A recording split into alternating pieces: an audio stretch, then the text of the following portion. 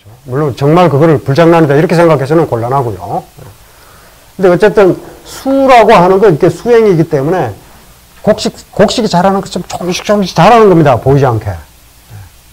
그러니까 우리가 이제 그 아이들을 가르칠 때도 이게 수잖아요. 이제 수업하는 건데, 진덕 수업할 때 수업인데, 조금씩 하는 거죠. 근데 이제 우리는 아이들한테 이제 막 알묘조장한다고 뽑아 올리죠. 선행학습 시키고 막 이렇게. 그러다 보면 대학 가서 잘해라. 대학 가서 다 자죠. 그러니까. 대학 가서 과외 공부하고. 고등학교까지 계속 과외 공부하고, 막 부모가 뭐 온갖 거기에 관심 쏟고 뭐 이러다 보니까 완전히 이제 망가져가지고 대학에 들어오면 역시 과외 공부해야 되고 뭐 그럽니다. 그러니까 뭐 큰 게 안 나오는 거죠. 자잘한 성취들만 하고 큰 게 없죠. 근데 이제 이런 잘못된 가치관 때문이죠. 수라고 하는 건 우리가 어떤 도노할 수 있는 그런 또, 어떤 그 사유의 그 대가라면 또 모르겠는데, 뭐 그런 시대는 아니잖아요. 지금 뭐 그런 시대가 아니고 시민사회 시대인데, 이런 걸 이렇게 돈수 이렇게 얘기하는 건 사실 문제가 있습니다. 근데 이제 뭐 불교 안의 논쟁은 불교에 맞게 해야 되겠죠. 예. 어쨌든, 원효의 경우에는 그 원효의 맥락과 맞죠. 그러니까 실계, 삼공유사에도 실계라고 써놨습니다. 이련이 실계라고 써놨어요. 물론 또 삼공유사를 이련이 쓴 게 아니라는 주장도 있습니다. 직접 본 것도 아니고 말이죠. 삼공육사를 저술했다고 하는 기록이 이련 사후 200년 뒤에 나오고 뭐 이렇거든요. 근데 뭐 그런 것까지 다 얘기하면 이제 세상에 믿을 게 하나도 없어요. 일단 정설로 스님이 이 스님을 이야기할 때 실계했다고 하니까 실계 맞는 거죠. 그 계율하고 나니까. 실계를 해가지고 다행히 실계를 하는 바람에 요속공주와 같이 사랑을 나눠가지고 설총이 나온 겁니다. 신라 유학의 종주거든요. 이 설총은 최치원과 함께. 만약에 원효가 실계를 안 하고 그냥 살았으면 설총 없는 거죠. 그것도 다분히 의도적으로요. 요속궁 앞에 있는 그 경주에 가면 북천, 남천, 서천, 동천, 뭐 물이 네 군데 있는데, 북천이든가 뭐 북천내를 건너다가 일부러 물에 빠져요. 원효가. 요속궁 앞에서 일부러 물에 빠지는 거죠. 그러니까 이제 요속궁의 관리가, 스님 대사께서 옷이 물에 젖었으니까 요속궁에 들어와서 말리고 가십시오. 뭐 이러고는 들어가가지고요. 그리고 요속공주하고 그냥, 사랑에 뭐 빠졌는지 뭐 하여튼 그렇게 돼가지고 하여튼 설총이 나온 겁니다. 실게 잘했죠. 그러니까. 원효는 뭐 하여튼 삼국유사에 보면 원효보다 훌륭한 스님들 쭉 나오는데 이게 전부 원효가 띄우는 겁니다. 원효가 있으면 탁월한 개인을 딱 알아보는 거죠. 지금 원효가 있어야 되는데 없어서. 하여튼 그 설총이 신문왕이 이제 설총을 불러서 좋은 이야기를 들려달라 그러는데 이때가 이제 연애를 베풀 때였거든요. 술 마시면서 놀고 아마 기록은 되어 있지 않지만 여자도 오고 뭐 이랬을 겁니다. 한나라의 왕이 술과 여자를 가까이 하면서 이제 질탕하게 한번 놀아보려고 하는 찰나 이제 신문왕이 설총에게 재미있는 이야기 좀 해주시오. 이러니까 설총이 화왕계를 이야기하거든요. 화왕계. 화왕은 뭐냐면 꽃의 왕인데 이게 모란이에요. 주렴계 주돈이라는 철학자가 있죠. 북송시대. 주돈이의 애련설, 연꽃을 사랑한다는 시 있습니다. 꽃 중의 군자, 연꽃. 그러니까 세상 사람들은 전부 모란을 좋아하고 이게 부와 귀의 상징이거든요. 부귀. 부귀의 상징인데 부귀가 가장 높은 자가 누굽니까? 왕이죠. 그래서 모란이 화왕입니다. 꽃의 왕. 꽃 중의 왕이에요. 그리고 이제 뭐 주령기 얘기는 옛날 그 진나라 도연명은 국화를 좋아했고 국화는 이제 은자, 은일의 꽃이에요. 은자의 자질이 없으면 국화를 좋아하면 안 됩니다. 지금은 막 아무나 좋아하면 되죠. 근데 은자는 뭐 아무나 하는 게 아니거든요. 그러니까 실제로 은자라고 인정받을 사람은 도연명, 뭐 이런 사람들이지. 노자도 은자인데, 은자치고 너무 유명하죠. 뭔 은자가 그렇게 유명해요. 예. 그렇죠. 아이러니죠. 제대로 숨었으면 유명하지 않아야 된단 말이죠. 근데 은자는 어쨌든 가짜가 많습니다.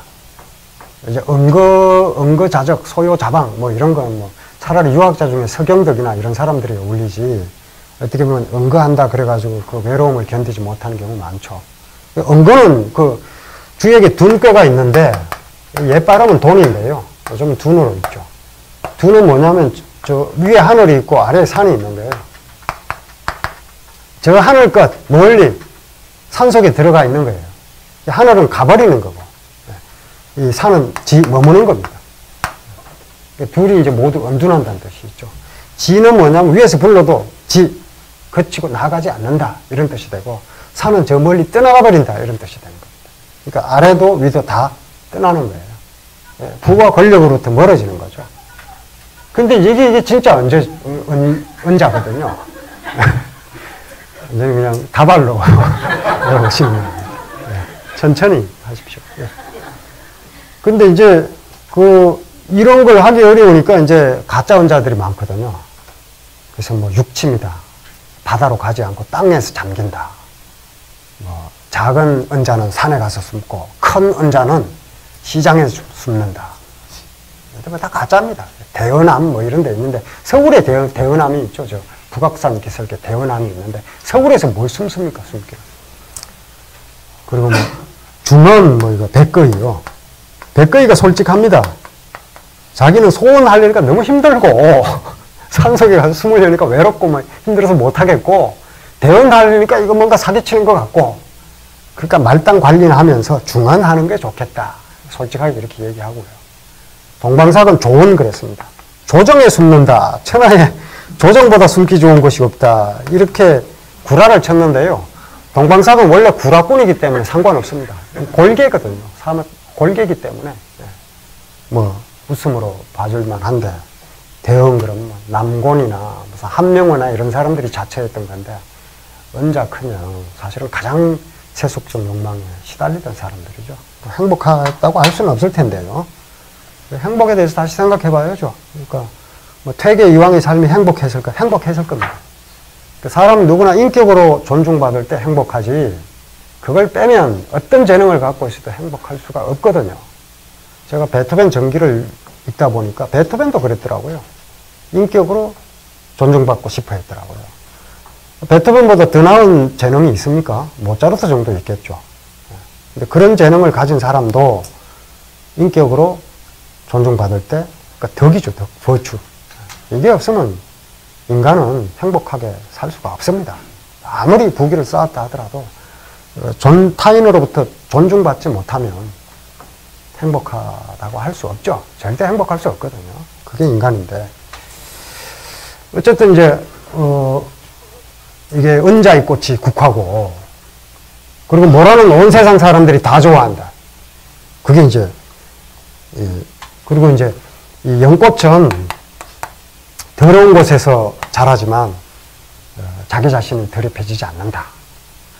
세상을 깨끗하게 다 하리라. 이건 뭐 거의 불가능할 겁니다. 맹자처럼 이렇게 한번 바꿔보자. 성취하지 못했잖아. 세상을 깨끗하게 하지 못하지만 나는 더럽혀지지 않을 수 있다. 뭐 이거죠. 자기를 지키는 게 자기를 지키는 거. 세상이 더러워도. 맹자에 나오잖아요. 덕이 단단한 사람은, 덕이 단단한 사람은, 이 주는 두루주자, 충분하다. 이 발족자지만 이럴 땐 주로 있습니다. 논어에 보면 교원, 영색, 족공 이렇게 되어 있는데, 주예요. 지나칠 주예요. 주공이라 그럽니다. 주공으로 읽어요. 이걸 이제 공손이 지나치면 그것도 이제 부끄러울 일이다. 이렇게 얘기를 하는데, 어쨌든 이 주덕자, 덕이 충분한 사람, 덕이 단단한 사람은 사세 불능란이라. 사세는 어지러운 세상, 부정한 세상이 불능란, 그 사람을 더럽히지 못해요. 당신이 이런다고 세상이 바뀌겠느냐? 당연히 안 바뀌겠죠. 하지만 세상이 그 사람을 바꿀 수 없으면 덕이 있는 사람이죠. 내가 안 바뀌면 되는 거죠. 내가 나를 지키기만 했으면 되는 거죠. 그러니까 늘 유학자들은 내가 나를 지켰는가? 수기. 이걸 염두에 두고 사는 거죠.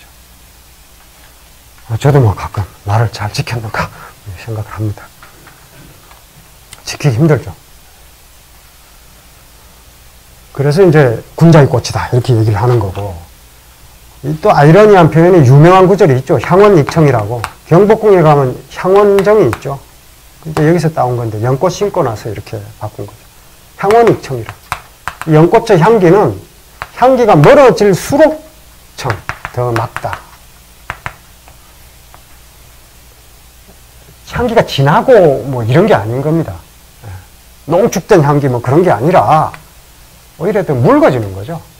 향기가 더 사실은 사라지는 건데 그걸 맑다고 풀이를 한 거죠. 그러니까 주돈이가 광풍제월의 기상을 가졌다. 송나라 때 황정경은 그렇게 해줘. 광풍, 맑은 바람과 같고, 또 제월, 비개인 후에 밝은 달과 같다. 환하게 빛나는 덕, 뭐 이런 거죠. 주령계가 이제 원래 이 왕규든가 하는 사람 밑에서 판관 노릇을 했는데, 왕규가 이 사형에 해당하지 않는 죄인을 사형시키려고 하니까 자기 자리를 걸고 끝까지 저항해서 사형하지 못하게 막거든요. 그러니까 주령계 요즘 태어났으면 인권 변호사 했을 사람입니다. 근데 이렇게 얘기를 하죠. 그러니까 이 덕이 다른 사람들 춘풍과 함께 있는 것 같았다. 이렇게 얘기를 하죠. 그러니까 이제 이게 기상이, 성리학자들의 기상입니다.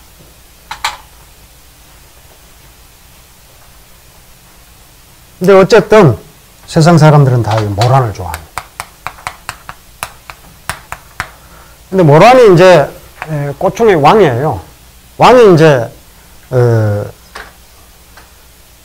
그 정원이 있고 정원은 하나의 나라죠. 그리고 모란은 왕을 비유한 거고요. 그리고 이 모란에게 이 두 사람이 찾아옵니다. 한 사람은 아주 아름다운 여인 장미. 장미는 동양권에서는 뭐 그렇게 높이 평가받는 꽃은 아니죠. 서양에서는 장미가 최고의 꽃이죠. 로즈 이즈 로즈입니다. 장미는 장미다. 어떤 다른 이름으로 불리던 로미오와 줄리엣에 나오잖아요. 근데 동양의 란초나 연꽃을 영어로 번역하면 로즈라고 해야 될 겁니다. 아마. 그냥 란초 이래갖고는 뭐 난초의 열매를 먹으니까 맛있는 거 이런 거 생각할 거예요. 맥락을 갖고 번역을 해야 되니까. 그리고 할미꽃이 찾아와요. 할미꽃은 현인을 상징하고요. 장미는 아름다운 여인을 상징합니다. 여인은 와서 왕을 모시고 싶다고 얘기를 해요. 이슬에 목욕을 하고, 뭐, 아침바람에 뭐를 어쩌고 이렇게 용염하게 찾아와가지고, 임금을 모시고 싶습니다. 뭐 이러고요. 그런데 할미꽃은 찾아와가지고, 이 백동이라고 해서 현인, 남자거든요. 장부를 상징합니다. 대장부를 상징합니다. 와서 직관을 합니다. 그러니까 이제 이 모란이 갈등을 해요. 야, 이게 장부의 말이 맞기는 하나. 장미의 아름다운, 이 가인을 낳은 제덕이라. 아름다운 여인 또한 다시 얻기 어려우니 이거 어쩌면 좋을까 뭐 이래요. 그러니까 장부가 실망을 하고 떠나거든요. 실망했습니다 하고 떠나요. 그 얘기를 이제 들려줍니다. 신문왕인데. 그 신문왕이 이제 한 대 맞은 거죠. 그러니까 이 이야기를 기록으로 남겨두도록 해라. 이러는 바람에 지금 유일하게 화왕계 한 작품이 설총의 작품으로 남아있습니다. 나머지는 남아있는 게 없어요. 신문왕이 그 이야기를 듣고 이걸 기록으로 적어라. 이러는 바람에 좀 남아있는 거죠. 이것도 이제, 이 여색과 현임. 여색이라고 하는 게 이제 이게 임금이 여색에 빠지면 이게 이제 문제가 되는 거죠. 임금 개인을 뜻하는 것이 아니기 때문에요. 현임과 함께 나라를 다스려야 한다는 경계를 화왕계를 통해서 이제 이야기를 해준 거죠. 그래도 신문왕이 알아들어서 다행입니다.